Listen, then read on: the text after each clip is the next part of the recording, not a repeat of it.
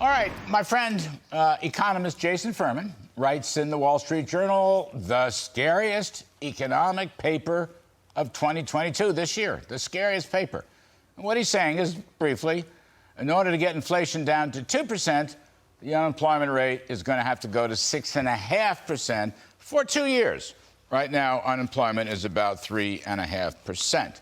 It was a Brookings paper that Jason Furman wrote about. So, here to make sense of it, or not, my great pal Art Laffer, former Reagan economist, Presidential Medal of Freedom recipient, and coming out very shortly, Taxes Have Consequences. It will be available September 27th. One click on you know where. So, Arthur, there may be a partial truth to this. I know you're not a Phillips curve trade-off between inflation and unemployment. But there still may be a partial truth to this. Not going to be easy to go from 10% inflation to 2%. I'm sure you read the article. What's your take on this scariest story of 2022? Well, my take is that it is their perspective of the world, Larry. I mean, what they want to do is crush demand and pull the demand curve back in order to bring in prices and inflation down. And in that model, you're going to get a lot of unemployment. Basically, my model and your model are very different, is to make it economic growth so you supply more goods. But let me just say, they are using the Volcker era as an example of how much unemployment you have to create to bring the inflation down, as Reagan and Volcker did. That's what they're using as their model. What they don't understand, at least from my perspective, is that it was the delay in the tax cuts, Larry, that caused the economy to crash. And it was not the bringing down of inflation. By phasing in the tax cuts, Reagan made it so that, and the Congress made it so there were real incentives to postpone income and production and accelerate costs forward. And that's what really brought the economy. I wrote this in Barron's on the front page interview in 1981. That is why I called for 81 and 82 to be a very, very bad year before the fact. Now they're looking at all of this after the fact, without being prediction, and saying it was all monetary policy that caused that downturn. That is not true. The downturn was caused by the phase-in of the tax cuts, not by the monetary policy.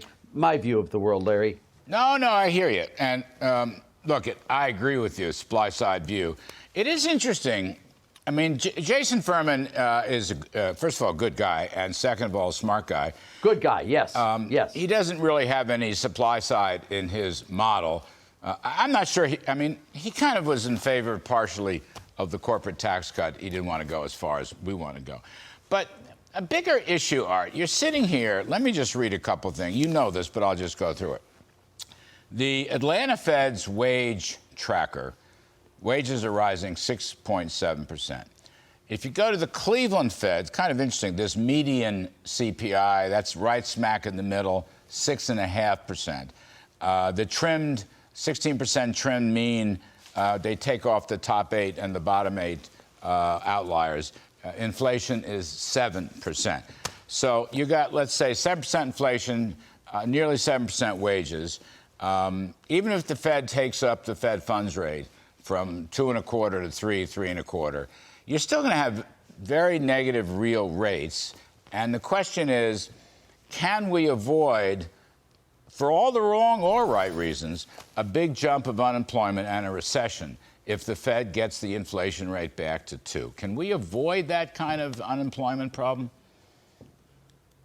Well, I don't know if we can with the political group in power right now, Larry. I don't know. They don't believe the model you and I are saying. They believe in the Phillips curve totally and completely. They believe that you have to crush demand to bring that inflation down. They believe that you have to have the Fed policies like Powell's doing. You should just stop controlling interest rates, let them rise to the level they should go to right now, and then you've got the inflation under control, bang-o. But they don't believe in doing that. So with them in power, I don't see how we can keep it from being 6.5% unemployment and having the inflation brought down that way. That's not the right way to do it, but that is the way they believe in, and they're going to follow those dictates totally and completely. So politically, I just don't know how you avoid it. But your numbers were exactly correct, Larry. We don't have 10% inflation, but we don't have 2% inflation. We're right in the middle there. We've got an economy that's growing very, very, very slowly, secularly. We're in a lot of trouble, and I think their policies will make it worse.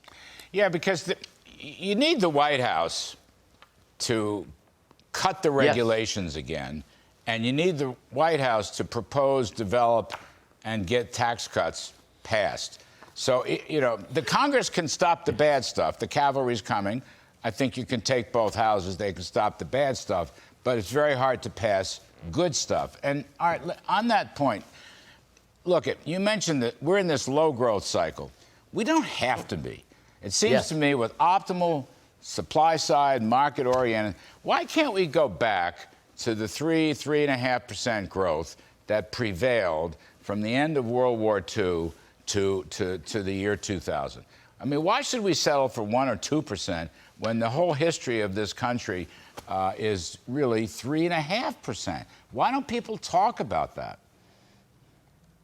Yeah, and bouncing back, Larry, it's much more like 83 we can do. If we're at 62.5% participation rate, and we could really be easily at 68% participation rate, we should be able to bounce that GDP growth up to almost 10% annualized rates just by adding to the employment of the U.S. Now, all of those aren't high-wage workers, so you have to temper that down a lot. But do remember, from January 1st, 1983 to June 30th, 1984, that's an 18-month period, our country grew in real terms by 12%. Or at an annual rate of 8% per annum. There's no reason why we can't bounce back like that if we had the right policies. Low rate, broad-based, flat tax, put the Trump tax bill in, lock it in law permanently.